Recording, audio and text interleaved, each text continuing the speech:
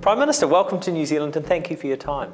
Thank you. Pleasure is mine. I'm happy to be back here in New Zealand, land of the long white clouds. Very good. Given our country's peacekeeping history, New Zealand has a keen interest in the future of Bougainville. As Prime Minister of Papua New Guinea, do you support Bougainville independence? There's a process. That's a process that will facilitate the peace process. Bougainville have voted for independence, but independence was not the only issue in 2001 when the peace agreement was signed. I want to thank New Zealand government then and up till today for forever standing with Papua New Guinea in aspirations to bring forever peace in Bougainville. And peace in Bougainville also includes looking into the option of independence they exercise during the vote. So there's a process that is running, including the result coming to Parliament. I cannot preempt the outcome of the process. Parliament will have a handle on this matter. At the moment, we're going through consultation that is allowed by PNG Constitution and the Bougainville Peace Agreement. So when the process is retired with, then I'm at a place to comment. I appreciate there is a process, but as leader of your country, you must have a personal position. In principle, do you support the right of Bougainville's people to choose their future path, to choose independence? I have a duty to defend Section 2 of my Constitution, and that is the sovereignty established in 1975. Which is to say you don't support Bougainville independence, in principle? You necessarily don't have to put words into my mouth. Well, what does that mean? If you have a duty to uphold Section 2 of your Constitution, which is sovereignty in your view, how should we interpret that when it comes to the independence issue for Bougainville? Respectfully, as I did indicate, the process is running its course. I'm the Prime Minister of Papua New Guinea and I'm entitled to reserve my opinions. In 2019, in accordance with the Bougainville Peace Agreement that you reference, Bougainville residents overwhelmingly, comprehensively voted in support of independence. So far, your Parliament has refused to table the results, and the impasse, as you mentioned, is subject of mediation by Sir James Marape. Just give us your side of that. Why has Parliament so far refused to table those results? I don't think Parliament has been provided with the opportunity to deal with the result as yet. It hasn't been brought to Parliament. The referendum result is still with the government of Papua New Guinea and the autonomous government of Bougainville. We're going through the phase of the process that is allowed by the Constitution. Section 342, subsection 1 of the Constitution allows for consultation. That is the process we're going through. That is the process in which Sir Jerry has been brought in to moderate on. It's currently moderating on the steps that will take place to usher in the results into Parliament. So Parliament hasn't been given the opportunity to have a handle on the matter as yet. Do you feel that that process is helping you to progress? Are you making progress through that consultation? That is part of the process. So Bougainville leadership appreciated that process must be deployed. They may be as part of the process running as Melanesian people. We may find a solution elsewhere. That is also part of the process. You said recently that Bougainville must have economic independence before it can have political independence.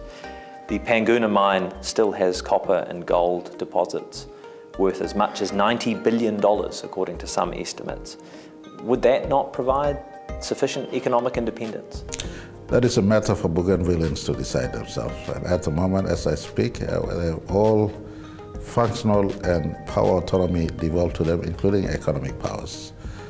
And so until Panguna is up and running and producing revenue for Bougainville, as it stands today, 5% of the current expenditure in Bougainville is raised from Bougainville. So it's healthier for them to raise a revenue threshold at least about 50%, if not about 70%, to sustain their current expenditure threshold.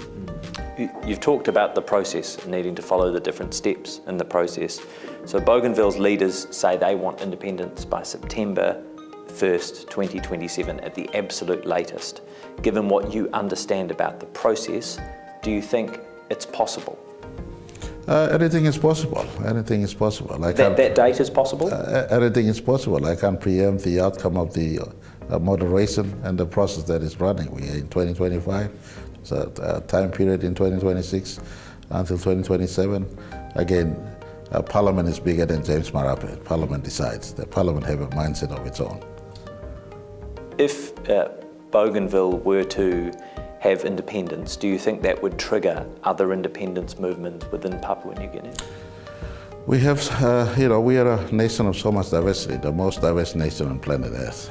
And so it's not Bougainville versus PNG, a color versus another color, a language versus another language. It's a series of a set of languages in Bougainville versus over 800 languages in Papua New Guinea, all having their own traditional governance and worldview. 50 years ago, we were isolated from each other. Today, we are a conglomerate of tribes into one sovereignty.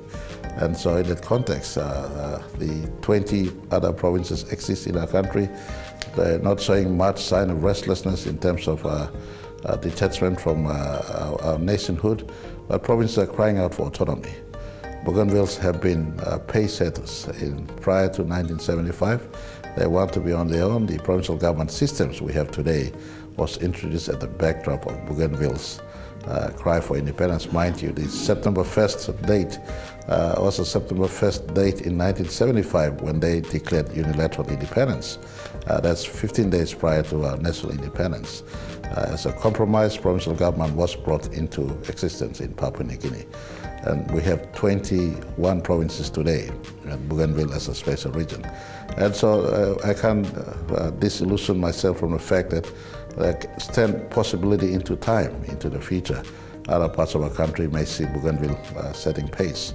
And one thing many forget is that at the barrel of a gun, the quest for peace was brought in.